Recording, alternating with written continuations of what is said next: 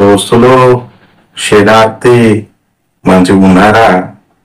ఈరోజు మనం ఒక చిన్న పిట్ట కథ చెప్పుకున్నాము.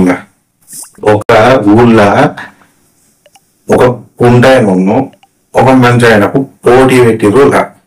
ఏ పోటీ అనుకున్నారు? రన్నింగ్ పోటీ, పరుగు పందెం. అయితే వాళ్ళిద్దరి ముంగట ఇంత బారుగా ఒక గీత గీసిరు. గీత గీసి ఇక 1, 2, 3 అన్నారు. అని అనేసరికి వీళ్ళు ఒకటినో ఉరుకలు మొదలు పెట్టే పెట్టి ఈ కుంటను మెల్లగా కుంటుకుంటా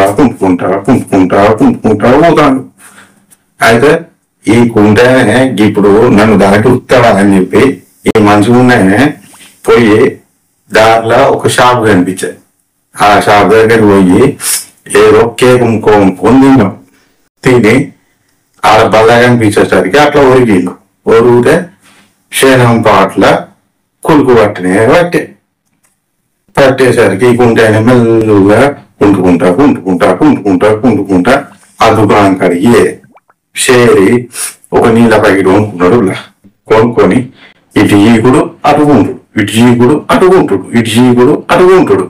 మెల్లగా ఆ ముంగటున్న గింత బాధపడు గీత దగ్గరికి పోయిడు. 2 అడుగులు ముందు అడుగుల.